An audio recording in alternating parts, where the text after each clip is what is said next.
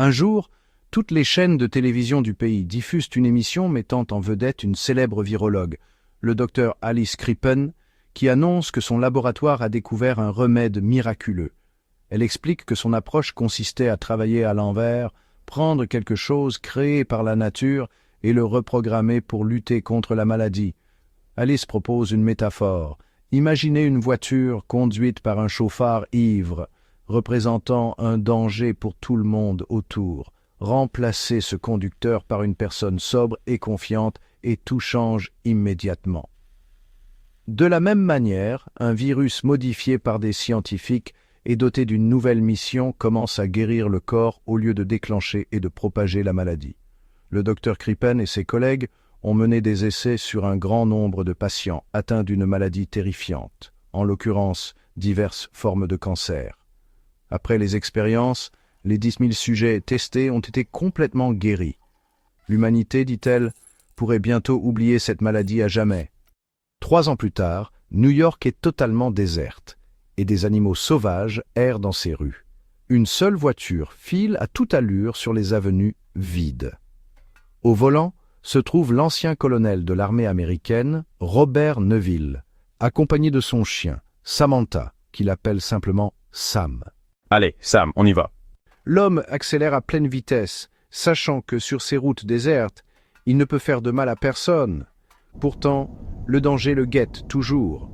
Des oiseaux et des animaux sauvages peuplent désormais la ville sans contrôle. Il effraie un vol d'oiseaux avec le rugissement de son moteur.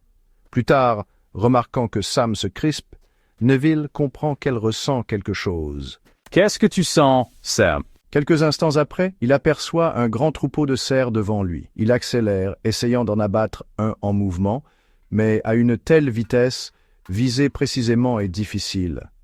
En un clin d'œil, le troupeau disparaît parmi les nombreuses voitures abandonnées qui encombrent le boulevard. Réalisant que la chasse depuis la voiture a échoué, Neville et Sam partent à pied dans des rues envahies par l'herbe et les buissons. Finalement, ils repèrent un cerf isolé et s'approchent suffisamment pour tirer. Mais juste au moment où ils s'apprêtent à appuyer sur la gâchette, un lion attaque l'animal. Quelques instants plus tard, un lion et ses petits émergeant de derrière un bâtiment pour se joindre au festin. Neville tient son fusil fermement, incertain de ce à quoi s'attendre de la part du roi des bêtes, mais les lions, préoccupés par leur proie, ne lui prêtent aucune attention. À ce moment, la montre de Neville émet un signal sonore, et il appelle son chien, lui ordonnant de battre en retraite. Sam, on y va maintenant.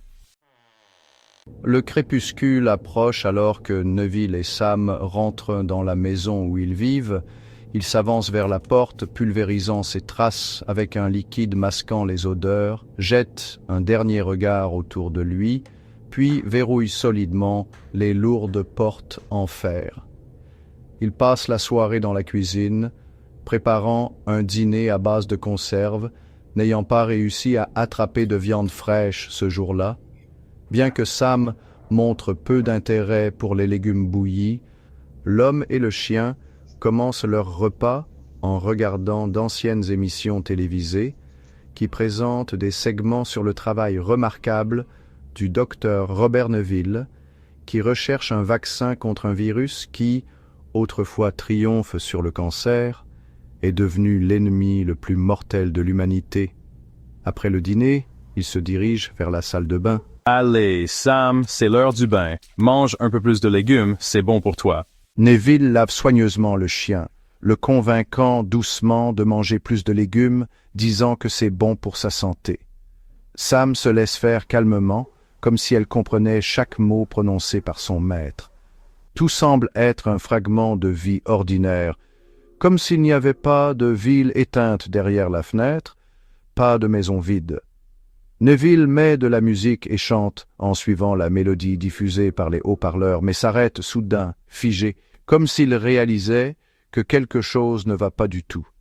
Sam aboie, essayant d'attirer son attention, et l'homme finit par revenir à lui, la rassure en disant qu'il va bien, et commence à fermer toutes les fenêtres avec des volets métalliques lourds. Ça va aller, Sam? Marley ressent la peur et la tension de ses parents et continue d'essayer d'attirer leur attention, les suppliant de rentrer à la maison. Mais sa mère et son père la font taire, surtout lorsqu'un discours présidentiel commence à être diffusé à la radio.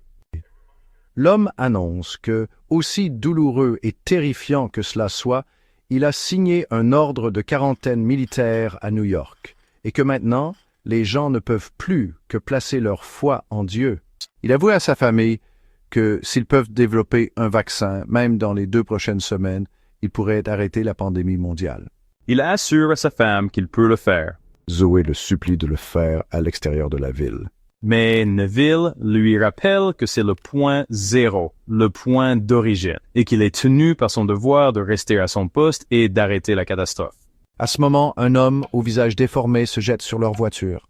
La fille hurle de terreur et Neville revient au présent. L'alarme sonne, et c'est le matin. L'homme commence sa routine quotidienne, exercice physique et entraînement sur les machines, avant de descendre au sous-sol, où il a installé un laboratoire moderne. Après avoir désinfecté ses mains, il commence à tester le sérum qu'il a développé à partir de son propre sang sur des animaux de laboratoire. En ouvrant les cages, il voit que les souris et les rats de laboratoire se comportent de manière extrêmement agressive, se jetant sur lui dès qu'ils le voient. Mais en inspectant chaque cage, il remarque soudain qu'un rat dans la section 6 se comporte presque normalement, beaucoup plus calme que les autres. Cela signifie que la version du vaccin marquée numéro 6 a un effet positif. Plus tard, il enfile son équipement de chasse et s'arme. Le duo sort à l'extérieur. Tout est calme. Pour la chasse d'aujourd'hui, Neville choisit une Jeep équipée pour traquer les gros animaux, et il se dirige vers des zones où des humains pourraient se trouver. Mais d'abord, Neville et Sam s'arrêtent dans un magasin qui vendait autrefois des DVD. À l'intérieur, des mannequins sont disposés un peu partout, et Neville les salue par leurs noms, des noms qu'il leur a donnés, et complimente leurs vêtements élégants. Maintenant, l'illusion d'une interaction sociale. Il parcourt les disques, en choisit quelques-uns, puis discute avec le caissier, s'enquérant d'un mannequin brunette près des étagères et notant qu'il a parcouru la moitié de la collection vidéo. Dehors, il poursuit la conversation, maintenant avec Sam, expliquant qu'il ne sait tout simplement pas comment parler à la belle femme qui a attiré son attention. Neville discute avec le chien comme si elle protestait, insistant sur le fait que peut-être la fille n'apprécierait pas ses regards insistants. Tout en discutant, ils arpentent méthodiquement les rues de la ville, essayant de trouver des mutants, mais jusqu'à présent, rien. Repérant des rideaux à une fenêtre d'un appartement, Neville entre. L'endroit est en désordre, mais il n'y a personne. Cependant, il trouve des conserves dans la cuisine, qu'il prend. Alors qu'il s'apprête à partir, il remarque une note sur la porte, une carte de vœux de Noël laissée par les anciens résidents. Il voit des berceaux d'enfants et réalise qu'une grande famille aimante vivait autrefois ici. Il s'arrête un instant comme s'il pleurait un monde perdu. Puis, l'homme et son chien s'en vont, se dirigeant vers le port. Chaque jour, Neville diffuse un message radio qu'il a enregistré, appelant les survivants. Il les exhorte à venir le trouver au quai du port sud tous les jours à midi précisément. Il promet de l'aide, de la nourriture, un abri et une formation à la survie dans ce nouveau monde. Il espère de tout son cœur que quelqu'un répondra, que sa solitude prendra enfin fin. Mais jusqu'à présent, personne ne l'a fait. Ce jour-là, Neville joue au golf sur le pont d'un navire militaire amarré dans le port, se vantant auprès de Samantha de son swing solide. Soudain, Sam se crispe, indiquant que quelqu'un ou quelque chose est à proximité. Neville observe la zone à travers la lunette de son fusil et, repérant une antilope, se lance à sa poursuite, slalomant entre les voitures abandonnées. Sam, poussé par l'excitation, sprinte loin devant, et bien que Neville lui crie d'arrêter, elle court dans l'intérieur sombre d'un ancien bâtiment bancaire. Neville la suit et essaie de la localiser, mais le silence et l'obscurité emplissent l'espace. Soudain, un cri strident et perçant résonne quelque part, du type que font les mutants. Puis, le silence à nouveau.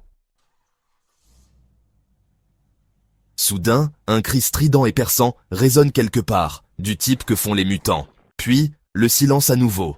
Neville réalise que cet endroit doit être celui où les infectés se cachent du soleil. Il murmure pour appeler son chien, la pressant de revenir, mais elle ne répond pas. Il avance prudemment d'une pièce à l'autre. Tout est sombre et silencieux, bien que des taches de sang soient éparpillées sur le sol. Dans un couloir, il trouve la tête tranchée de l'antilope qu'il poursuivait. Finalement, il entre dans une pièce où le faisceau de sa lampe torche illumine un groupe d'humains debout, serrés les uns contre les autres. Neville éteint immédiatement la lumière et commence à reculer prudemment vers la sortie. C'est alors qu'il entend un gémissement et repère enfin Sam, caché sous une table. Il murmure pour qu'elle sorte avec lui, et c'est alors qu'il réalise qu'ils ne sont pas seuls. L'instant d'après, un mutant l'attaque. Neville ouvre le feu, puis lui et Sam courent à toute vitesse vers la sortie, entendant les infectés, maintenant réveillés par le bruit des coups de feu, rugir et les poursuivre. L'un des mutants manque de les rattraper, alors que Neville fracasse une fenêtre. Et tous deux tombent sur le trottoir, depuis le 2e étage. Le mutant poursuivant dégringole après eux, se débattant violemment au soleil avant de s'immobiliser, rapidement tué par l'exposition. Neville regarde en arrière et voit soudain un autre mutant debout juste à l'ombre, l'observant avec une intensité étrange. Réalisant qu'il y a beaucoup d'infectés à l'intérieur, Neville tend un piège. Il dit à Sam de rester dans la voiture. Les infectés pourraient se la transformer, alors que lui est immunisé. Il prélève du sang de sa propre veine et l'utilise comme appât dans le piège. Bientôt, cela fonctionne, et l'un des infectés est capturé dans un sac de confinement en caoutchouc noir. Alors que Neville s'apprête à récupérer le corps, le visage d'un mutant apparaît soudain dans l'obscurité, hurlant de rage pure, comme furieux qu'un humain ait osé prendre l'un des leurs. Mais semblant craindre d'entrer dans la lumière du soleil, le mutant se retire dans l'ombre. Neville transporte le mutant capturé jusqu'à son laboratoire. En l'examinant de plus près, il s'avère que c'est une femme d'environ 20 ans. Il a fallu une dose 6 fois supérieure d'un sédatif puissant pour la maîtriser. Il étudie son corps, notant que ses pupilles sont dilatées et insensibles à la lumière. Sa respiration est rapide et superficielle. En inspectant sa peau, il découvre un tatouage de papillon à l'arrière de son cou et observe une réaction extrême à la lumière ultraviolette. Tous les symptômes confirment la présence du virus dans son système. Pour le détruire, Neville lui injecte le sérum numéro 6, le même composé qui a récemment guéri le rat. L'essai humain commence. Après avoir administré le sérum, Neville recule et surveille les changements. Bientôt, la respiration de la jeune fille ralentit et son pouls diminue. Elle semble se stabiliser.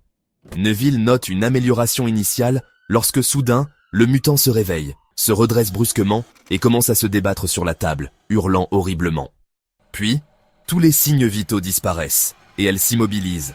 Déçue, Neville lui injecte à nouveau, cette fois avec du sang infecté, et elle recommence à respirer. Il conclut que le sérum numéro 6 n'est pas adapté aux humains et que le remède reste insaisissable. Neville enferme la fille dans une pièce de confinement séparée du laboratoire par une vitre par balle et sort. Aujourd'hui marque le jour 1 de sa solitude, et la rencontre avec les infectés confirme que le virus se propage à la fois par l'air et par contact direct. Malheureusement, les chiens ne sont immunisés que contre la souche aéroportée, ce qui signifie que Sam ne doit jamais entrer en contact avec un mutant. Ce qui trouble également Neville, c'est qu'il n'a pas encore trouvé comment transférer son immunité aux individus infectés. Plus troublant encore est le souvenir du mutant mâle d'aujourd'hui, celui qui s'était avancé dans la lumière lorsque Neville avait capturé ce qui semblait être sa compagne. Ce comportement est profondément inhabituel, étant donné que les infectés ont presque achevé leur évolution et que toutes les traces de comportement humain typiques sont censées avoir disparu depuis longtemps.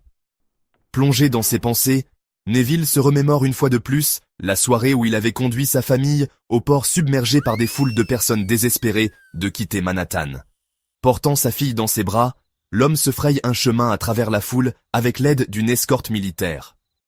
Mais ses yeux continuent de capter des visages désespérés et déformés de personnes qui réalisent qu'elles ne seront pas sauvées et qu'elles sont condamnées à une mort terrible. Une femme en particulier laisse une impression durable. Mais à ce moment, la femme de Neville est arrêtée par les gardes qui annoncent qu'elle est malade. Neville exige un autre test, et lorsqu'il donne son nom, le soldat obtempère. Cette fois, l'appareil montre qu'elle est en bonne santé, et elle est autorisée à passer au port tandis que l'autre femme hurle après eux, les suppliant de prendre son enfant. La fille de Neville ne comprend pas pourquoi la petite fille ne peut pas venir avec eux. Mais le colonel accélère le pas, pressé de passer le point de contrôle. Bientôt, Neville, Sa famille et les soldats qui les escortent atteignent un espace ouvert où un hélicoptère atterrit pour emmener sa femme et sa fille. La fille pleure, ne voulant pas quitter son père, et lui donne son chiot adoré, Samantha. Bien que Neville refuse d'abord, disant qu'il ne pourra pas s'en occuper correctement, l'hélicoptère décolle pendant qu'un Neville en larmes fait signe d'adieu. Puis, Neville se réveille dans son lit, dans une ville ravagée par l'infection et désertée depuis longtemps. Sa matinée commence comme toutes les autres ces dernières années. Pendant que d'anciens reportages diffusent à la télévision des informations sur les hôpitaux mettant en place des procédures de quarantaine et sur le développement d'un vaccin pour tuer le virus, son nom est mentionné comme l'homme qui est certain d'arrêter l'extinction de l'humanité. Plus tard, Neville diffuse son message radio habituel et, prenant Sam avec lui, retourne au port. Là, il passe le temps à pêcher, espérant toujours que quelqu'un répondra à son appel et viendra. Mais encore une fois, son attente est vaine, et lui et Sam restent seuls. Alors que le soir approche et qu'ils rentrent chez eux, Neville voit soudain une silhouette humaine dans la rue. Ne sachant pas pourquoi l'homme se tient simplement là, ni même qui il est, Neville sort de la voiture et s'approche, pour reconnaître le mannequin du magasin de vidéos.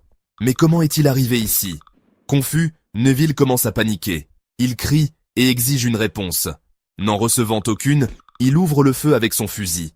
Le mannequin tombe. Soupçonnant que quelqu'un pourrait observer depuis les bâtiments voisins, Neville tire également sur eux, au cas où. N'obtenant aucune réponse, il s'approche du mannequin et, en marchant dans une flaque devant lui, déclenche un piège, identique à celui qu'il avait récemment utilisé pour attraper un infecté. Il est tiré en l'air, pris dans un filet, et Sam ne peut rien faire pour l'aider. Suspendu à l'envers trop longtemps, Neville finit par perdre connaissance. La nuit tombe, son alarme retentit, avertissant qu'il est en retard pour se cacher. Neville reprend conscience et lutte pour se libérer du filet. En tombant, il se blesse gravement au dos et se coupe la jambe. C'est alors qu'il voit une silhouette dans l'obscurité, un infecté l'observant depuis l'intérieur d'un bâtiment. Il se bat pour atteindre la voiture, mais les infectés lâchent leur chien mutant sur lui. Alors que les derniers rayons de soleil disparaissent, les créatures chargent Neville et son animal. Il tire avec son pistolet, parvenant à tuer la bête enragée, mais Sam est mordu par l'une d'elles. Neville regarde, impuissant, son fidèle ami se faire attaquer, incapable d'intervenir tout en repoussant les autres. Enfin, il tue tous les chiens mutants, mais Sam est gravement blessé. Il la ramène à la maison, la porte dans le laboratoire et lui fait une injection. Assis par terre, il serre le chien dans ses bras, essayant de la calmer, mais le virus fait son effet. Sam commence à se transformer et tente de l'attaquer. Réalisant que ce n'est plus son ami loyal et unique, Neville l'étrangle de ses propres mains. Puis il la pleure, comprenant que maintenant, il est vraiment seul. Le lendemain matin, il emmène le corps de Sam dans un parc envahi par la végétation et l'enterre là-bas. Il retourne dans la ville vide et s'arrête à nouveau au magasin. En choisissant des DVD, il parle au mannequin, le suppliant de lui parler. Désespéré d'entendre ne serait-ce qu'un seul mot dirigé vers lui, l'homme pleure. Passant la journée dans le désespoir, ce soir-là, Neville conduit jusqu'au quai où il a toujours dit aux survivants de le rejoindre et prépare une embuscade. Lorsque l'obscurité s'installe complètement, une horde de mutants émerge sur le quai. Dévasté par la mort de Sam, Neville démarre le moteur et fonce sur les créatures. Mais ils sont trop nombreux, et les infectés agissent de manière inhabituellement coordonnée et déterminée. L'un d'eux renverse même un poteau sur le véhicule de Neville. Les monstres parviennent à renverser la voiture, laissant Neville complètement exposé. Alors qu'il se prépare à mourir, les infectés s'enfuient soudain, effrayés par l'éclat soudain d'un projecteur, et quelqu'un, que Neville ne peut pas voir clairement à cause d'un coup à la tête, vient à son secours et le tire de l'épave. À moitié conscient, Neville essaie de distinguer le visage de son sauveur, mais il n'entend qu'une voix de femme lui demandant urgemment son adresse. Rassemblant ses forces, il dit à la femme qui l'a sauvé qu'elle doit conduire dans la ville jusqu'au lever du soleil avant de le ramener chez lui. Les infectés ne doivent pas pouvoir retracer où il vit. Puis, sa conscience s'évanouit et il se retrouve dans le passé, au quai, juste après que l'hélicoptère transportant ses proches a décollé. Il fait signe à sa femme et à sa fille, assises à l'intérieur, tandis que la petite Samantha lèche les larmes sur ses joues alors que l'appareil s'élève. Soudain, des missiles frappent de nulle part. Le port est attaqué. Les gens hurlent et fuient dans la panique. Neville regarde avec horreur un autre petit hélicoptère hors de contrôle s'écraser sur celui qui transporte sa famille. Il hurle, essayant d'arrêter l'inévitable. Il ouvre les yeux dans le présent et entend les voix de personnages de dessins animés. Tournant la tête avec difficulté, Neville voit la télévision allumée. Il est allongé sur son canapé dans le salon. Lorsqu'il essaie de se lever, sa jambe blessée lui envoie une douleur lancinante. Il touche la blessure et constate qu'elle est soigneusement reçue, ne saignant plus. Entendant des bruits venant de la cuisine, il se lève lentement, sort un pistolet d'un tiroir caché et boite vers la source du bruit où une femme étrange cuisine et un enfant est assis à la table. Il se fige lorsqu'il voit l'arme. Neville pose l'arme sur le comptoir. La femme le rassure rapidement, disant que tout va bien et qu'ils n'ont pas peur de lui. Elle a préparé le petit déjeuner avec ses provisions et l'invite à les rejoindre. Elle a également trouvé les antibiotiques dont il avait besoin. Sans eux, sa blessure pourrait s'infecter. Elle s'appelle Anna et le garçon est Ethan. Elle lui demande de manger quelque chose pour reprendre des forces. Anna explique qu'ils viennent du Maryland après avoir entendu son message radio. Ils étaient au quai à midi et y ont attendu toute la journée, et elle est contente qu'ils ne soient pas partis avant la tombée de la nuit. Elle dit qu'ils se dirigent vers le Vermont, où il y a une colonie de survivants immunisés contre le virus. En entendant cela, Neville devient soudain furieux, insistant sur le fait qu'il n'y a pas de zone sécurisée ni de colonie de survivants. Tout s'est passé trop vite. Aucune mesure gouvernementale n'a fonctionné. Tous ceux qui auraient pu survivre sont soit morts, soit transformés en monstres. Anna semble imperturbable face à son éclat, et déclare calmement que la colonie est située dans les montagnes, où le virus ne peut pas survivre à cause du froid. Incapable de se contenir, Neville se lève d'un bond et fracasse une assiette, criant que c'est un mensonge, que tout le monde est mort. Mais en voyant la peur dans les yeux de la femme et du garçon, il s'excuse et attribue son comportement à tout ce qu'il a traversé. Ses nerfs sont à bout. Il avait gardé le bacon qu'elle a trouvé et cuisiné pour une occasion spéciale. Et maintenant, tout a mal tourné. Laissant Anna et Ethan dans la cuisine, Neville se retire à l'étage pour être seul. Il reste longtemps dans la salle de bain, pensant à Sam. Plus tard, Neville se ressaisit et redescend, où Ethan regarde des dessins animés dans le salon. Neville commence à réciter les dialogues avec les personnages animés, correspondant exactement à leurs mots. À la surprise des invités, il explique qu'il aime aussi les dessins animés. Enfin pleinement présent, il remercie Anna de l'avoir aidé. Elle comprend qu'il a simplement oublié comment parler aux gens et lui pardonne sa rudesse. Anna raconte qu'ils ont été évacués sur un navire de la Croix-Rouge et ont passé beaucoup de temps en mer, mais les provisions se sont épuisées, et le navire a dû accoster. Dans un port, un membre d'équipage a été infecté, et bientôt, il ne restait plus que 5 personnes immunisées. À la fin, seules elle et Ethan ont échappé. Les autres ont été pris par les infectés. Anna dit qu'elle l'a reconnu tout de suite. Le nom de Neville était bien connu avant la quarantaine. Elle lui propose de partir avec eux. Il est trop tard maintenant, car la nuit approche, mais il pourrait partir à l'aube. Neville l'interrompt. C'est le point zéro, et sa place est ici. Il doit trouver le remède, et cela ne peut être fait qu'avec l'accès à son laboratoire. Plus tard, Neville, Anna et Ethan retournent à l'endroit où il a été piégé. Neville explique que le piège était installé exactement comme il construisait ses propres pièges. Les infectés n'auraient ni pas pu le faire. Leur cerveau ne fonctionne qu'à un niveau instinctif. Ils ne savent pas planifier, aimer ou haïr. Mais Anna a maintenant des questions sur l'évolution des infectés. S'ils évoluent, alors leurs actions pourraient être explicables. Leur conversation est interrompue par Ethan, qui saute dans une piscine où Neville disperse de la nourriture pour poissons. Le garçon s'amuse au milieu d'un banc de poissons, appréciant le rare plaisir de nager, même s'il admet que l'eau est plutôt froide. Neville presse les autres de se dépêcher. Il doit préparer une autre dose de sérum, et il a aussi besoin de glace. Car après avoir vu Ethan rester parfaitement immobile, il a soudain théorisé que baisser la température corporelle du sujet infecté avec de la glace pourrait améliorer l'efficacité du traitement. Ils retournent au laboratoire, où la femme infectée, le sujet test, est toujours allongée sur la table. Neville entoure son corps de glace et commence le prochain essai du sérum numéro 6. Anna lui prépare une tasse de café. En voyant la femme infectée, elle la regarde avec curiosité. Après tout, les mutants ne restent jamais immobiles, et il est impossible de les examiner en détail. Neville explique qu'il essaie de baisser sa température corporelle avec la glace, dans l'espoir que cela accélérera l'effet du vaccin. Anna écoute attentivement, puis remarque le mur couvert de photographies d'individus infectés. Neville explique que ce sont les personnes sur lesquelles il a testé le vaccin, et qu'elles sont toutes mortes ici, dans son laboratoire. Plus tard, Neville et Anna montent à l'étage pour coucher Ethan. Le garçon s'était endormi en attendant les adultes. Neville le porte dans l'ancienne chambre de sa fille et partage qu'il et sa femme ont nommé leur fille Marley d'après Bob Marley.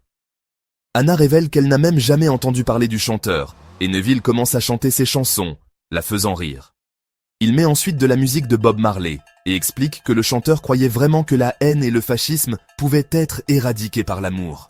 Une fois, il devait se produire lors d'un rassemblement pour la paix, mais un terroriste est venu chez lui et lui a tiré dessus.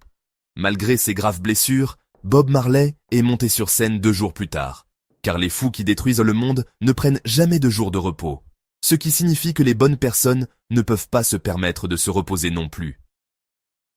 Anna écoute l'histoire avec des larmes dans les yeux. La nuit tombe. Neville ferme les volets métalliques, et Anna tente à nouveau de le persuader de venir avec eux. Mais Neville est convaincu qu'il n'existe pas de colonie de survivants. Il a aidé à l'évacuation et a vu de ses propres yeux ce qui s'est passé au port. Mais Anna insiste, elle est certaine que la colonie existe, car Dieu le lui a dit. Cela semble insensé, elle l'admet, mais quelque chose l'a poussée à allumer la radio. Quelque chose l'a conduite ici et l'a fait attendre jusqu'à la tombée de la nuit, malgré le danger. Elle sait maintenant que la nuit dernière, Neville essayait de se suicider, entraînant autant d'infectés que possible avec lui, et elle est apparue pour l'arrêter. Cela ne pouvait pas être une coïncidence. Mais Neville ne veut rien entendre à propos de Dieu. Même quand Anna le supplie d'écouter, car maintenant le monde est si silencieux, et si vous écoutez attentivement, dit-elle, vous pouvez entendre le plan de Dieu. Ces mots ne font qu'enrager Neville. Sur 6 milliards de personnes sur Terre, 90% sont mortes et seulement 1% sont nées avec une immunité naturelle. Cela signifie qu'il reste environ 12 millions de personnes en bonne santé sur la planète. Le reste, 500 millions, s'est transformé en monstres horribles qui tuent tous ceux qu'ils voient, parce qu'ils ont faim. Ils dévorent tous ceux sur leur chemin. Donc, toute leur famille, tous leurs proches, tous ceux qu'ils ont jamais connus ou aimés, sont maintenant morts, complètement et pour toujours. Donc non, il n'y a pas de Dieu. Anna essaie de répondre, mais Neville est soudain distrait par des bruits venant de l'extérieur. Elle explique qu'elle l'a ramené ici juste au lever de l'aube. Il lui demande d'éteindre les lumières et se dirige vers la fenêtre, regardant à travers la petite fente d'observation dans le volet métallique. En regardant dehors, Neville réalise que les infectés les ont trouvés. Anna court immédiatement à l'étage vers le garçon, tandis que Neville voit une horde massive de mutants enragés et affamés charger vers la maison. Il active les puissants projecteurs installés autour du périmètre, mais les infectés les brisent facilement, se déplaçant avec une coordination choquante. La lumière qui aurait dû les arrêter disparaît.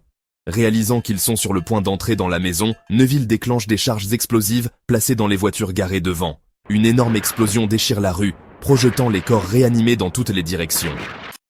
Hébété par la commotion, Neville reprend conscience, et ne voyant plus d'infectés dehors, se précipite à l'étage pour trouver Anna.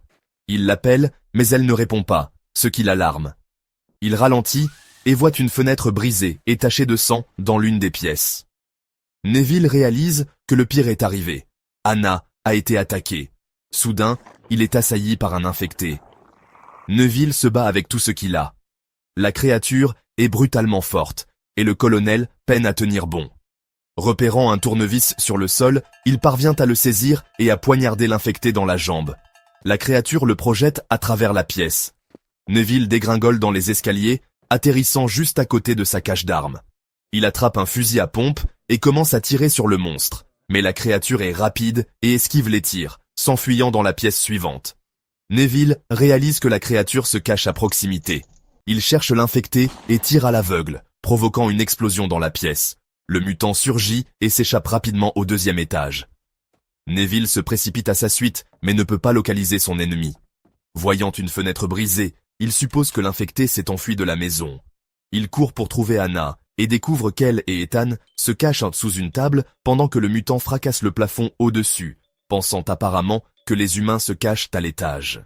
Neville fait signe à Anna et Ethan de rester silencieux, et se dirige discrètement vers l'armoire où il avait placé son pistolet ce matin-là. Le mutant entend ses pas et se jette sur lui. Neville attrape l'arme juste à temps et tue la créature, mais avant de mourir, elle émet un cri horrifiant, un appel auquel d'autres monstres dehors répondent immédiatement.